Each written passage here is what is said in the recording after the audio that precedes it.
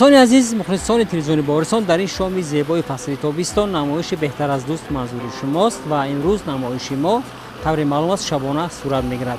این زمان گروه ایجادی ما در دهه زاستان ناحیه عینی در نزد آرامگاه و پیکره یکی از واقعا هم شاعران توانای آخر عصر 19 و ابتدای عصر 20 تاجیک نقیب خان طغرالی احراری صورت میگیرد. ما در این مکان خواستیم که نمایش خود را همراه با خوانندگان فعالی مؤسسه تعلیمی رقم 8 ناحیه عینی برگزار کنیم و موضوع امروزی ما باشد با یکی از سرآمدان ادبیات تاجیک با سردفتر ادبیات تاجیک صدرالدین عینی بخشیده میشد. انیقترش با اثر بی‌زوال او یادداشت‌ها. این زمان خوانندگان و استادان مؤسسه تعلیمی رقم 8 ناحیه عینی ما رو در جای منشور انتظارند و ما البته نمایش خود را آغاز میکنیم و باور دارم که در این شام نمایش ما با شما فراغت میبخشد و از نمایش شما البته بهره میگیرید.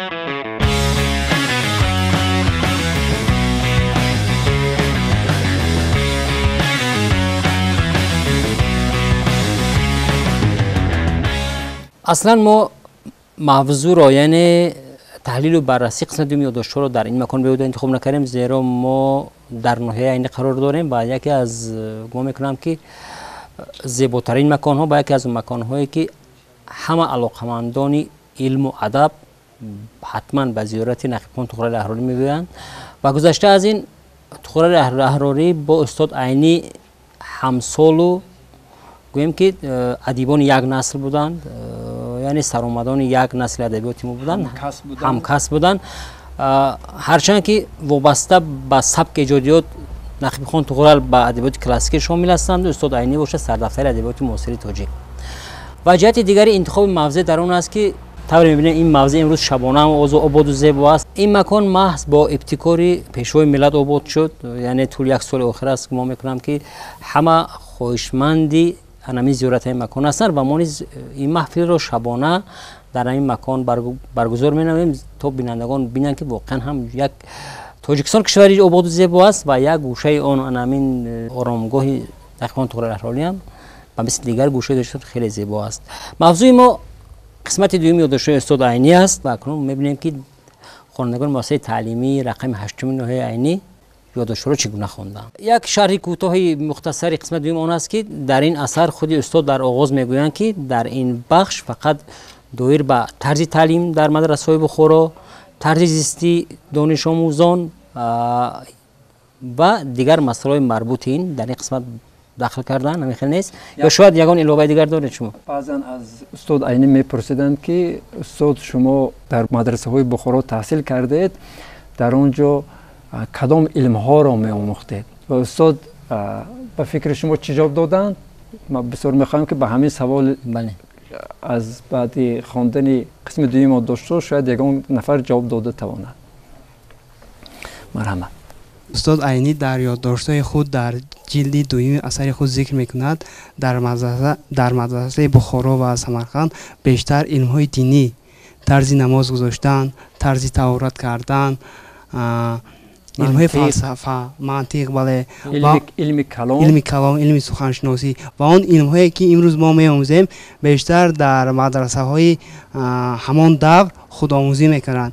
یکی از اینها علم های ریاضی بود. اگر شخصی میخواست که در مدرسه علمی ریاضی را آموزد، نزد یک استاد رفته علم را از خود میکرد با یاری استاد خود.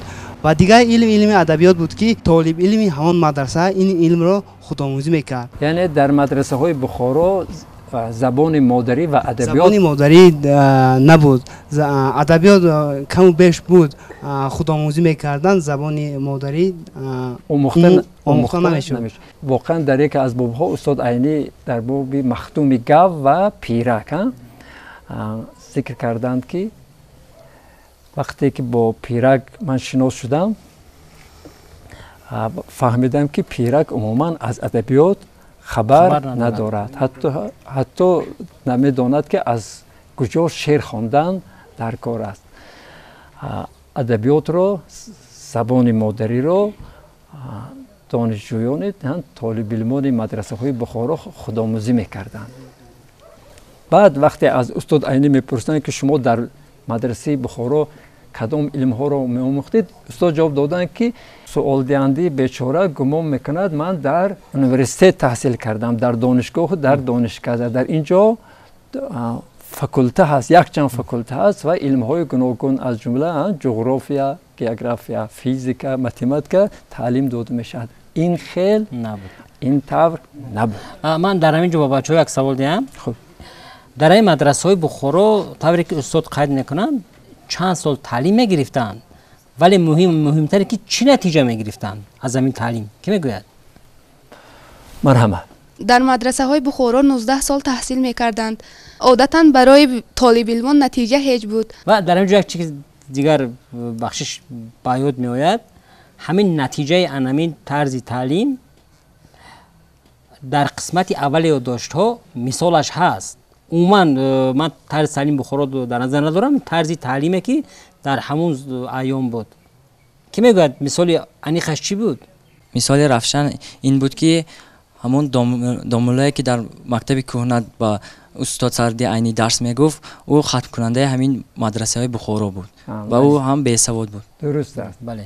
اگر در مدرسه های بخارا تعلیم پست باشد، سست باشد، 19 سال خواننده قریب 90% بچه ها یا 95% خواننده ها دانشجویان یک دانش کذایی نگیرند. پس بعضا از ختم کرده های مدرسه های بخارا بسیار معلوم مشهور هستند، از جمله احمدی دانش.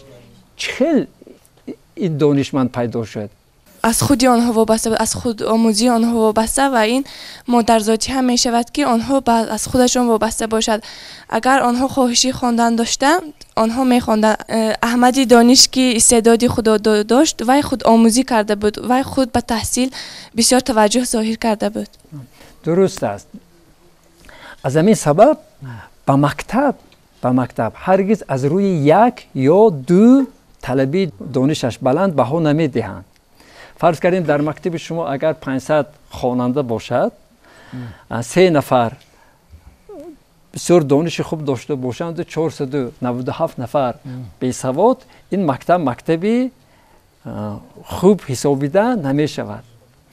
برای چی؟ برای اون که همین 3 نفر شاید استعداد فوق‌العاده، استعداد مادرزاد داشتند یا با سبب پدر مادر تعلیم آنها یا سختگیری پدر مادر آنها پیش رفتند. بدبختانه در مدرسه های بخارا تعلیم بسیار سست بود. اکنون استاد عینی در اول قسم دوم یادداشت ها نوشتند، قید کردند که چرا طالب علمان بخارا عادتاً بیسواد میموندند. سبب یکمش کی گفته میتونه؟ بله. مرحمت. اولا در مدرسه های آنها استادان حاضر غایب نمیکردند. یعنی کسی میخواست درس میخوان، کسی که نمیخواست به قول مردم یعنی 4 طرفش قبله بود.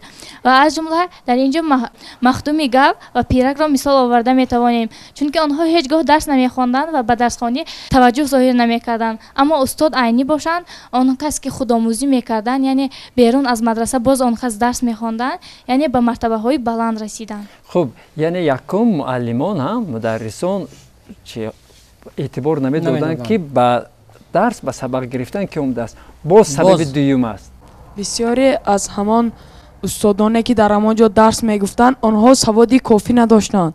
در یک هفته 4 روز درس میخواندند و 3 روز استراحت میکردند. بعضا وقت روزهای سه شنبه هم استراحت بود و از همین سبب 3 روز تحصیل میکردن و 4 روز استراحت میکردن. تعطیل یعنی روز سه شنبهگی اعلام میشد. همین بهتر نیست؟ مثلا یکی اعلام شود که در مکتب شما 3 روز یا 4 روز خواننده، 3 روز یا 4 روز دیگر استراحت کنه. معقول است؟ نه معقول نیست. برای چی معقول نیست؟ برای آنکه استراحت زیاد برای علم آموزی خلل میرساند. علم را به تنفس میآموزند. باز یک سبب دیگرش. باز یک سبب در آن است که وقتی که مدرسه های بخارا درس ها از 22 سپتامبر آغاز شده و به 22 مارس انجام می‌یابد، بسیاری ها به این یعنی در آنجا وقتی که زمستان قهرتون می آمد بسیار طلبه ها مثلا در آن وقت شرایط نبود به همون شرایطی مدرسه توم نآورده، بعضیشان از مدرسه ها خارج کردم، خارج میشوند و اونها با علم آموزی آنقدر توجه نمیدیم. بله، یعنی شرایطی زیستی خودی دانشجویان اونقدر خوب نبود. 6 ماه تحصیل میکردن، 6 ماه تعطیل. برای چی؟ برای اینکه 22 مارت کارهای بهارانه نوروز می اومد، دهقانی سر میشد، تا ماه سپتامبر دانشجویان، طلبگان، مولا بچه ها به صحرا می رفتن که برای تحصیل زمستانه اندک مبلغ جمع کنند. وقتی که آدم 6 ماه میخواند، بعد 6 ماه در صحرا میگردد، علم گرفتن نمی شود. از همین سبب مکتب های امروزی ما به تنفس، با تنفس های هم روزهای شنبه، یک شنبه استراحت کوتاه به شما شرایط مهیا کرده است که 9 ماه تحصیل کنید و در 3 ماه تعطیل استراحت کنید، نه کار. البته شما میتونید به کار پدر و مادر یاری رسانید، لیکن مهمش اینه که شما باید 9 ماه پیوسته آموزید. اگر تنفس زیاد شد، خوابی خواننده میبرد. تعلیم حتمی است. تعلیم چیزی مجبوری است. و بینید که دیگر اون که تعلیم تکرار پیوسته رو طلب میکند. وقتی که 6 ماه این نفری که با تعلیم رفته است و با دیگر کارها مشغول میشود، باید خدا میداند که از این چیزی که اون چیز اندکی که یاد گرفته بود در یاد دیوای میموند یا نه در این مدت. من فکر میکنم که اگر کسی که ما رو مجبور کند خوانیم و در آینده ما یک آدمی بزرگ شویم، ما میتوانیم در آینده از آن آدم منتدار شویم، چون که او ما رو مجبور کرد ما به کارهای خوب دست بزنیم و ما در آینده آدمی بزرگ شدیم. اگر امروز سخت رسد، خان گفته مجبور کنند، بعد چند سال ما از او منتدار میشویم. وقتی که صاحب کسب و کار آبرو میشود، بعد به همه آدم، به نزد همه آدم برگشته منتداری اظهار میکنید. بیاید برمیگردیم به خودی گفتیم شرایط تعلیم در مدرسه های بخارا. حالا که بعضی چیزا البته یادرس شد، ولی یک اصطلاح هست، همونجا یک بعضی طلبای پیش قدم بودند. چگونه طالب علمان آنها طالبین پیش قدم میگفتند؟ اول جواب دهید که در مکتب شما پیش قدم گفته کی را در نظر دارند؟ مرحبا. همان طلبگان را در مدرسه های بخارا طلبگان پیش قدم میگفتند که آنها نسبت دیگر طلبگان مدرسه تحصیلشان پیشتر آغاز یافته است. طلبگانی که 7 سال در مدرسه تحصیل نمودند از طلبگانی که 6 سال تحصیل نمودند، یعنی که آنها را طلبگان پیش قدم گفتن ممکن بود که مهلت تحصیلی آنها نسبت دیگر طلبگان مدرسه بیشتر بود، زیادتر است. اصلا خودی اصطلاح پیش قدم اصطلاح خیلی خوب است، ولی اگر مقایسه کنیم از مدرسه خوانده استاد عینی و مثلا شرایط امروزی تعلیمگاه ها، خوب در مثال تعلیمگاه شما کی از پیش قدم؟ خواننده صنف 9 از خواننده صنف 8 پیش قدم ترن. من طلبه را ما پیش قدم گفتن ممکن است که او قابلیت خوبتری درک کنی دانش را دارد. مثال دانش این به سن و سال وابسته نیست. اصلا که ما گفتیم که قسمت دوم فقط اساسا که به این موضوع بخشش شده است. استاد عینی پیش از اون که به مدرسه داخل شوند چی تصور داشتن؟ وقتی که به مدرسه داخل شدن و شرایط تعلیم رو دیدند، طرز زندگی دانشجویان و وقتا رو دیدن، با چی خلاصه آمدن از همین تعلیم مدرسه بخارا؟ یعنی چگونه تعلیم بوده است؟ استاد عینی پیش از آن که به آن مدرسه بخارا آیند، آن کس فکر میکردند که آن کس به یک جای میافتند که در آنجا شرایط تعلیم، شرایط درسی خیلی در درجه بلند است، ولی آن کس خطا میکردند، چون که هنگام داخل شدن به مدرسه های بخارا آن کس فهمیدند و دیدند که چقدر در آنجا شرایط مثال پست هست، بود و باشی زندگی همون طالبان خیلی در شرایط پست قرار دارد. اکثرا استادان یعنی بیسوادن، یعنی کورسواد هستند و آن حجره هایی که آنها زندگی میکردند یعنی با طلبات های همان وقته یا همین وقته جوابگو نبود، یعنی تنگ بود، تاریک بود. از 2 طالب علم زیادتر در یک حجره خوابگاه استقامت کردن نمیتوانست. آن کس به خلاصه آمدن دیدند که طلبگانی که در آنجا میخواستند درس میخواندند یعنی که نمیخواستند درس نمیخواندند. آن کس این حالت را دیده یعنی خیلی غمگین شدند و به خودآموزی شروع کردند، چون که آن کس به هر طالب علمی که دوست میشدند از آن شعر میپرسیدند یا که با او سوال جواب میکردن و در جواب هیچ چیز را نمیگرفتن. یعنی طالب علمان آنجا خیلی یعنی بی سواد بودند. استاد عینی درسشان را در کجا، در کتابخانه یا در یگان حجره علاهیده در کجاش نشسته تکرار میکردن یا سبق خود را از یاد میکردن. در یک جا قید کردن که من در فلان جا نشسته درس میخوندم. آن کس در حجره خودشان نشسته یعنی درس‌هایشان را تکرار میکردن. در حجره بعضا تاریک میشد یا اینکه برای معلمان میگفتن که در حجره درس از یاد نکنید، درس نخونید، بیرون برید. استاد عینی در بیرون برآمده در کجا می نشستن؟ استاد عینی در هنگامی که به بیرون می برآمدند آن کس در روی سنگ نشسته یعنی درس‌های خود را تکرار میکردند. واقعا درست است، لیکن چرا در روی سنگ؟ محض در روی سنگ. آن کس میگفتند که در روی سنگ یعنی از خنوکی خوابشان نبرد، یعنی خوابشان نبرده آن کس درسشان را خوانده تمام کنند. و از جمله قید کردن که من با چه تصادف بیمار نشدم همون سال. باز در یک جا قید کردن که یعنی مدرسان تاکید میکردن که به بیرون برید، در جاهای خنک شمالگذر نشسته درستون را تکرار کنید یا بعضا به سر دیوار برآمده مثل مرغ در سر دیوار می نشستن ملا بچه‌ها که درس خودشون را تکرار کنند. تمام با فکر تو در جای خنک در جای پرخطر نشسته درس خواندن، شعر از یاد کردن و مثال مسئله های متماتیکی را حل کردن درست است. اگر در دل شخص یعنی شفق خواندن باشد، هم در جای خنک هم در جای گرم میتواند که او کتابش را خواند یا که درسش را از یاد نماید. باز یک سوال دیگر، خوراکی دوست داشته پسندیده ترین در مدرسه های بخارا برای ملا بچه ها کدام بود؟ یعنی پلاو بود. یعنی پلاو بود.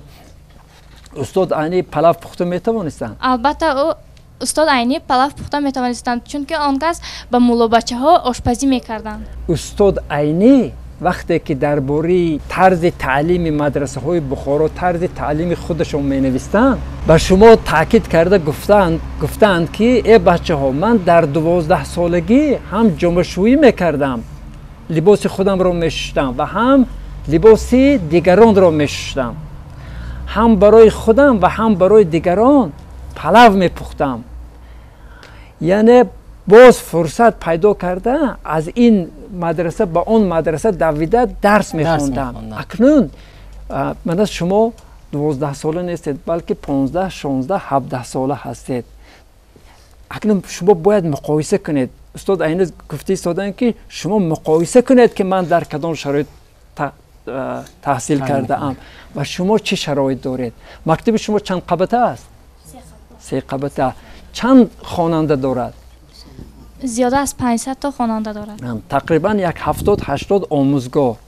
70-80 و اینقدر کتاب و کتابخانه، اینقدر شرایط. دهه زاسون یکی از دهه های آبادترین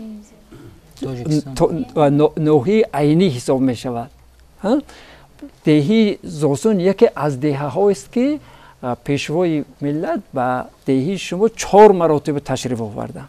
توجهی مخصوص ظاهر کردن. همین جایی که ما نشستیم و همین جایی که شبها شما برآمده سیرگشت میکنید، در همین کرسی ها که میشینید کتاب میخونید، همین مخصوص برای شما در همین دهه با سپارش مخصوص حکومت تاجیکستان پیشوای ملت ساخته شد.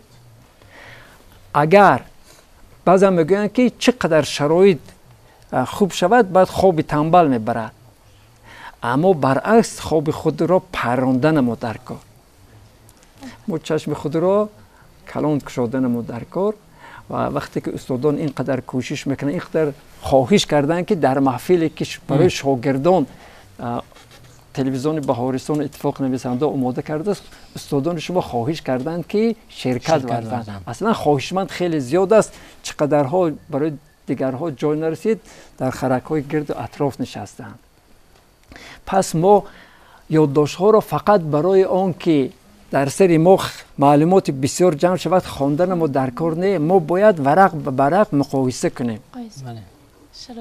وگرنه ترقی کردن و پیشرفتن و شهرتیار شدن کشور دشوار است اگر ما فقط حمد خوانیم.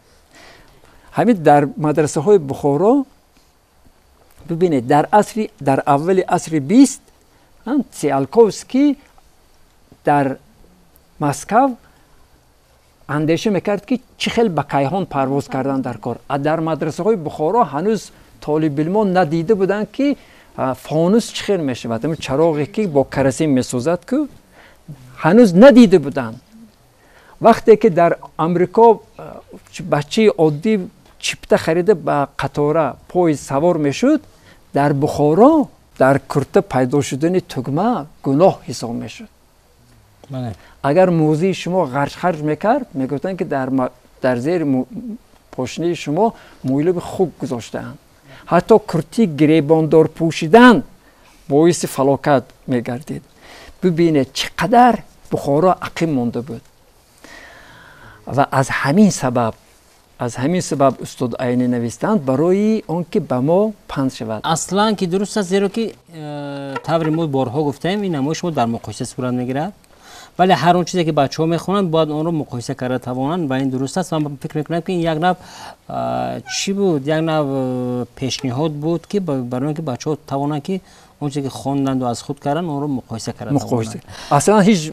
اصلا دشوار است که حتی یک قسمی یادداشت‌ها رو ما توانیم که در یک نشست پر بررسی نماییم. بعضی باب‌ها رو البته برای عبرت میگیریم و از خصوص بعضی قهرمان‌ها، بعضی لحظه‌های زندگی استاد عینی ما سخن میگوییم، بعد خواننده خودشون خوانده خلاصه میبرن. من یک سوال دارم با بچه‌ها. من این سوال رو این سوال رو من به در نمایش قبلی با خوانندگانی که در شهر اصفهان مصاحبه کردیم گذاشته بودم، با آوردن روزگار خود در قسمت دوم با آوردن اکنون گویم روزگار دانشجویی خود اگر به امروز مقایسه کنیم در بخارا در مدرسه استاد عینی چی رو نشان دادند؟ با آوردن حیات خود در قسم دوم یادداشت‌ها استاد عینی آورد حیات خود را با حیات حاضره ما مقایسه کرده است و آورده است که چخیل در آن وقت سطح دانش آموزی پست بود و حال آن که ما چخیل دانش‌های زمانوی را از خود کرده ایستاده ایم. این یک پهلو. باز اینچنین استاد عینی زمانه نشانده است که چخیل بخارا که پایتخت امارت بخارا در آن دوره بود از دیگر دولت‌های اروپا قفا مانده بود. مثال اون که در اروپای امریکا تراموای ها رو ساخته ایستاده بودند، ولی در امارت در بخارا باشد دانشجویان در اوغل ها خوانده در روی پوستینا درس می‌خواندند و حتی کرسی میز را نیز نداشتند. اکنون شما تصور کنید که در پایتخت امارت که این گونه حالت باشد، پس در دوردستترین دهه چگونه احوال بود؟ در زمستان همان وقت در زمستان سالهای 1905 1890 چه حال بود؟ مکتب داشتند یا نه؟ تصور کنید در فرانسه در انگلستان دانشجویان خواننده ها در مکتب های میخواندند که کرای هوس بود، لیکن در امارت هنوز در امارت بخارا در پایتخت دولت بچه ها در آخرچه ها می نشستند، در آخرچه هایی که برای گاو علف می دهند. از شما کی با زبان انگلیسی بلد است، زبان انگلیسی رو خوب می داند، دست بردار. زبان روسی را که می داند، خب بسیار اکثریت زبان روسی رو می دانستند. زبان روسی دانی پیرک از باب مختوم گو و پیرک برادرها چگونه بود؟ خوب تو گوزه. وقتی که پیرک کلمات روسی رو یک چند از دفتر استاد خود مولات رو به طور پنهانی گرفت و به نزد استاد صدرالدین عینی آورد و گفت که بینید من کلمه های روسی رو میدونم. این کلمه ها چنین کلمه ها بودند: لیدینکا یخ، چسی، ساعت، خلیب، نون، سنگ، برف، دوشه جان، دورت بارون. لیکن استاد صدرالدین عینی با یک حرف او قافیه بندی نموده آن را به طور شعر намуданд. Яъне чунин буд. Ледина ях, часи соат, хлеб нон, снег барфу, душа ҷон, дорд борон. یعنی در 12 سالگی استاد عینی الکی شعر میگفتند. پیرک این کلمه ها رو از دفتر خوند، لیکن از یاد چند کلمه میدونست؟ او از یاد تنها یک کلمه رو میدونست. کدام کلمه رو؟ کلمه چسی یعنی معنی ساعت رو. همون رو هم چسینه و چس میگفتم. چس میگفتم. خب وقتی که از شعر سخن رفت، استاد عینی البته شاعر هم بودن، لیکن امروز شاعران ما در وصف استاد عینی بسیار شعرهای خوب، بیت‌های آبدار گفتن. کی از شما یگان بیت گفته میتونه؟ مرحمت. عمری عینی از برای خلق صرف خامه شد، خلق ما را دفتر عینی شهادت نامه شد. این شعر را استاد شیرین کلام ما کشادروان بازار صابر نوشتند و استاد صدرالدین عینی این شعر را بخشیدند. خب باز که شعر گفته میتوند؟ باز این چنین استاد بازار صابر درباره صدرالدین عینی چنین نیز میگویند: پس از خاموشی آتش ها فروزاندی، شررهای بسا از سنگهای سرد رویاندی، سریگوری ادیبان مشعله افروختی با مهر، از این رو همچون مشعل در سری دستی زمان ماندی. آفرین. باز یک شعر دیگر. زبان تاجیکی این صنعت ماست، زبان دولت ما ملت ماست، زبان شعر حافظ نقل عینی، زبان تازه سبک صنعت ماست. درست است. شعر قلم ننگ در ستایش استاد صدرالدین عینی از محمد علی عجمی. بیباید همچو عینی با سخن بود، بیباید همچو عینی با وطن بود، که ملت را سخن باشد سخن ساخت، که ملت را وطن باشد وطن ساخت. تمام زندگیش جستجو بود، تلاش و غیرت و ننگ و نمو بود. بلند از او بگشت آواز تاجیک، عزیز و همدل و همراز تاجیک. درسته. این شعر خیلی دراز است. بسیار تشکر. این شعر را از کجا از یاد کردی؟ من این شعر را از هفته‌نامه ادبیات و صنعت دسترس نموده از یاد کردم. اولین قهرمان تاجیکستان استاد عینی هستند. واقعا صدرالدین عینی یکی از اساسگذاران ادبیات معاصر تاجیکی امروزه ما شمار میرد. صدرالدین عینی واقعا هم قهرمان خلق تاجیک است، زیرا برای برپا کردن خلق تاجیک، برای از بین رفتن فرهنگ خلق تاجیک جانبازی‌های زیادی کرده است و این عنوانی که با او را مثل قهرمان خلق تاجیک دادن واقعا هم ارزنده است. او میارزد به چنین عنوان. در زمان استقلالیت قهرمان اولین جمهوری تاجیکستان این صدرالدین عینی میباشد. بله درست است. ما میتوانیم که دوباره به هر یک حکایه این باب ساعت هستیم، ولی من یک چی به یادم اومد. یک حادثه می شود و در حیات عینی در بخارا یک گردش به وقوع می پیوندد. این هم باشد وخوری با انسان های نجیب بود و یکی از قسمت ها نام دارد آدمی عجیب. همین آدمی عجیب کی بود و چرا او رو آدمی عجیب نامیدند استاد؟ درست است. استاد عینی بار اول احمدی دانش را دیدند. هرچند استاد عینی درباره آن کس بسیار چیزها را شنیده بودند ولی آن کس را ندیده بودند. ملاها درباره احمدی دانش هشت گپ‌های ناروا می‌زدند و استاد عینی فکر می‌کرد که احمدی دانش واقعا هم مثل گفته‌های آنها آدمی بد است. مثلا چه خیلی بد است؟ مثلا هنگامی که احمدی دانش می‌آمد، یعنی با مسجد در آمدنی میشد، هنگامی ملاها سلام کردند، احمدی دانش تنها کلاش را میجنباند و خلاص. یعنی آنها میگفتند که احمدی دانش آداب سلام را نمیداند و مغرور است و به ما حتی از دانشمندی خود یعنی سلام هم نمیدهد و فالبین میگفتند، چون که او گفته بود که به عقیده او یک روز ما یعنی پیش راه آفتاب را میگرفت و هیچ کس به گفته های او باور نمیکردند.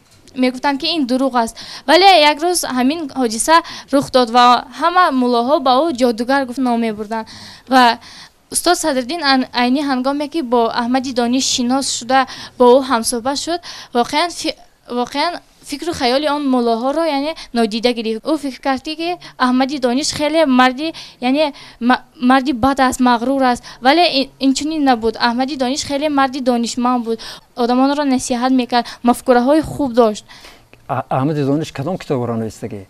نوادر الوقایع. نوادر الوقایع را یعنی واقعه های نادر. درست است. نه هر کس در زندگیش با آدمان بزرگ نجیب وام خورد. امروز در تاجیکستان شخصیت‌های برجسته، نمایان، دانشمند خیلی زیاد هستند. در دهی شما همچنین استادان و آموزگاران هستند. اگر در زندگی شما اگر همین شخصان واخورند، آنها اگر شما با دقت باشید زندگی آنها رو آموزید، به سخن آنها درست اعتبار دهید، می توانند که مجرای زندگی شما رو دیگر کنند. بعضا آدم یک زندگی ابلهانه دارد و بناخواست یک سخنی یک دانشمند که تصادفاً شنیده است می تواند که وی را به راه راست برآورد. یک واخوری با احمد دانش حتی هم صحبت نشده زندگی استاد عینی را تغییر داد. واخوری خود را استاد عینی با احمد دانش در قسم دوم یاد داشته و بعد در قسمت های دیگر هم با هیجان نوشتند. وقتی میخوانید میبینید که استاد عینی اینقدر با مهر و با محبت تصویر کردند. وابسته به همین واخوری احمد با احمد دانش، من یک چیز رو اینجا وابسته به سبک استاد عینی است، من یک جمله میخوانم ببینید استاد چی مینویسد. احمد دانش با دقت اون رقم ها رو از نظر میگذرانید، گاه به ساعت نگاه کرده، بعد از اون به آسمان صاف که در وی ماهی پره نور میپوشید چشم میدوخت. یک وقت زبانش گرفته به آسمان نگرید، گفت ببینید یک کلمه رو دوباره استاد تکرار نمیکردن. من ببینید از نظر میگذرانید رقم ها رو، به ساعت نگاه میکرد، به ماهی پره چشم میدوخت. دیدید همش یک گپ لیکن سه خیل تصویر کردن و در جای خود یعنی از این جهت نیز یادداشت ها، سبک نگارش یادداشت ها نیز یک منبع آموزش است، منبع لغت آموزی است، منبع زبان آموزی است و منبع بای کردن فاند لغوی هر یک خواننده است. قریب تمام دانشمندان خواه فارسی زبان، اونایی که از زبان تاجیکی آگاه هستند و خواه روس زبان خواه اروپایی، وقتی یادداشت‌ها رو مطالعه کرده اند بهای بلند دادند. کدام یک دانشمند گفته است که وقتی یادداشت‌ها رو گرفتن ورق زدن بعد دیگر از دست نماندم. من نمیدانستم که سبک، موضوع، طرز بیان خودی همه زبان تاجیکی مرا اینقدر مفتون میکند. یادداشت‌ها یکی از بزرگترین اثرهای ادبیاتی ما است. متاسفانه استاد عینی نتوانستند، عمر وفا نکرد که قسمت پنجم، ششم، هفتم، هشتم این اثر را نویسند و با وجود همین 4 قسمی که در دست داریم برای ما بسیار عبرت آموز است. ما باید گشته و برگشته خوانیم. این کتاب روی میزی ما باشه. در این قسمت ما امکان میدیم که اگر شما یگان فکری خود را داشته باشید، شاید اون چیزی که ما نگفتیم، شاید اون چیزی که بررسی نشد، شاید اون فکری نو در شما پیدا شد، مرحمت میتوانید که آزاد فکری خود را بیارید. بار اول استاد عینی در خصوص همین جشن گرفتن عید نوروز در یادداشت‌های خود به ما معلومات دادند که در آنجا بسیار بازی‌های نوروزی می‌گذشت و آنگاه با همراهی دوستانی خود به سیر فیض آباد رفته بودند و بسیار بازی‌ها را دیده شاهدی هر گونه جشنگیری نوروز شدند. در آنجا و تر گوشتینگیری صورت می‌گرفت که یکی از دوستان آن کس که مختوم گمنام داشت و از همه بهترین برآمد و در اون همه مسابقه غالیب برآمد و کسی با او برابر شدن نمیتوانست. ما درباره بسیار بازی‌های همین مردمی بخارا معلومات گرفتیم. همچنین استاد صدرالدین عینی در قسم دوم یادداشت‌ها درباره واقعه‌های دهشتناکتری نقل کردند. مثلا کدام حادثه ها؟ مثلا 75 دره زدن گناهکاران و آدمکشی در آنجا نیز صورت می‌گرفت. البته بسیار واقعه‌های دهشتناک است، خواننده رو بسیار غمگین میکند، لیکن چی علاج؟ استاد عینی نمیتوانستند که این چیزها را قید نکنند. خود استاد عینی هم 75 دره در پشتشان زدند و استاد عینی قید کردن که ما 2 نفر بودیم. یک نفر تاب نآورده نابود شد، جان داد، در 50 یا 55 چوب زدن جان داد و خوشبختانه استاد عینی زنده موندن به بخت ما، به بخت ملت تاجیک. و همین 75 دره زدن این اساس واقعی دارد و حتی رسم خودی استاد هست. رسمی هم تخت پیش استاد که از همون ضرب همون دره ها خونشور است. در بیمارخانه کاگان عکس برداری شده است. پس ما شخصی رو که انسانی رو که استادی رو که اینقدر عذاب کشیده خوانده است و اینقدر عذاب کشیده باز زنده مانده است که به ما پند دهد، حکمت دهد، ما را هشدار دهد، بیدار کند.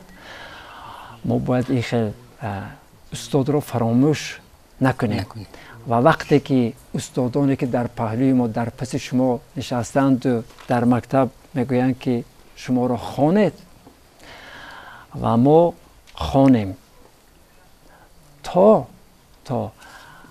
روحی بزرگانی مثل استاد عینی و مثل نقیب خان طغرل احراری که در نزد آرامگاهشان نشسته هستیم امشب شاد گردد و زنده ها از ما منتدار باشند و تاجیکستان ما و در هر یک گوشه تاجیکستان ما هم در شب هم در روز و در هر یک گوشه تاجیکستان ما در هر یک دهه تاجیکستان بعد از درس هر زمان یک بیگاه چند خواننده، چند استاد، چند دهقان، چند مهمان به یک جا جمع آیند و عینی خوانی کنند، شاهنامه خوانی کنند، طغرل خوانی کنند، فهمیدید بیدل خوانی کنند، چنان که خود نقیب خان طغرل به سبک بیدل می نویسند و بیدل خوانی می کردند. البته هر یک گویم حکایه‌ای یا که هر یک بخشی خردکه که همین یادداشت ها یا حکمت دارد، چند حکمت دارد نه یک حکمت، ولی ما باقی مانده خواندن همین قسمت به قسمت دیگر یادداشت رو به خوانندگان حواله میکنیم. این تنها یک راهنمایی بود به آنها توسط همین خوانندگان خیلی هم واقعا هم فعالی مؤسسه تعلیمی رقم 8 ناحیه عینی. و در ادامه نمایش امروزه من باز دقت بینندگان رو به چند اثر دیگر جلب میکردم تا آنها رو بینند، دریافت کنند، خوانند و همین گونه فعالانه در بحث های ما شرکت داشته باشند. شما می توانید در تحلیل و بررسی اثرهای زیرین شرکت ورزید. زین‌الدین محمودی واصفی، بدایع الوقایع، سوربن، رمنی جوگی، جلال‌الدین بلخی، حکایه ها از مثنوی معنوی، مکسیم گورکی، بچگی، مارک توین، سرگذشتی گکلیبری فین، اورون کوزاد، یک روزی دراز، آرتور کونان دویل، سرگذشت های شرلاک هولمز، بهمن یور، سرمده و نهایت کلیله و دیمنه. اگر این اثرها را خوانده باشید پس می توانید در نمایش بهتر از دوست شرکت ورزید.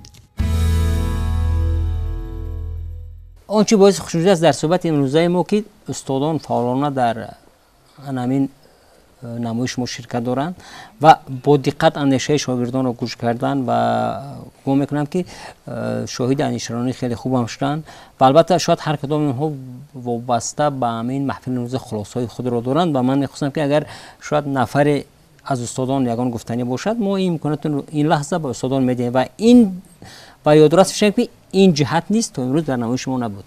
ما امروز بسیار ممنونیم که خوانندگان مؤسسه تحصیلات میانی عمومی رقم 8 در محفل بهتر از دوست خیلی فعالانه اشتراک نمودند. من امروز در دست من دو کتاب یادداشت‌های صدرالدین عینی هست که یکی فرسوده و دیگری کتابی نو تازه نشر می باشد و من از خوانندگان خواهش می نمایم که خیلی که من همین کتاب از خواندن از مطالعه فرسوده شده است، کتاب تازه نشرم و مثل همین دست به دست گشته همه مطالعه نموده، همین خیلی از دانش‌های زمانوی و در خصوصی تحصیلات در مدرسه های بخارا معلوماتی کافی گیرند و این کتاب یادداشت‌های صدرالدین عینی استاد عینی گشته و برگشته نشر شود. ما فخر از آن می‌نماییم که ناحیه ما نام استاد صدرالدین عینی را دارد و من خودم یکی از خوانندگان فعال ایجادیات استاد صدرالدین عینی می باشم و بخصوص اثرهای آن کس را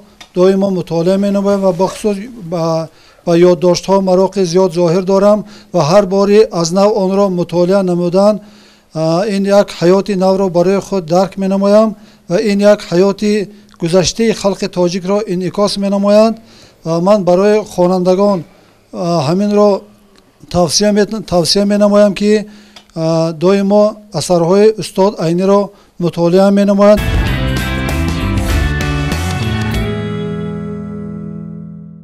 گمان میکنم این یک صحبتی که داشتیم ما دایر به قسمت دوم یادداشت استاد عینی.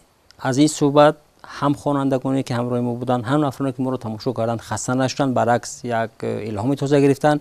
زیرا طور قبلا ما اشاره کردیم ما در مکانی قرار داریم که واقعا منبع الهام است، واقعا منبع ایجادات است و در این مکان برگزار نمودن این برنامه و این موضوع البته این تبعیض دارد و این به سبب هم نبود. من باور دارم که پس از این صحبت ما دیگر خوانندگان دیگر باب‌های یادداشت‌ها را البته شاید از نگاه دیگر میخوانند، شاید با مراقی دیگر میخوانند و شاید از آن حکمت‌های دیگر نیز میگیرند. در انتهای نمایش امروز ما با کلی خوانندگان و استادان مؤسسه تعلیم رقمی 8 دهه 1900 یعنی سال سپاس میکنیم که در همین شامگاهان وقتی خود را دریغ نداشتند، همراه ما بودند، همراه بینندگان بهارستان بودند و برنامه ما را با حضور خود یک زیب دادن، یک آرا دادن. شماره 90 نمایش بهتر از دوست منظور شما بود. تا بازدید.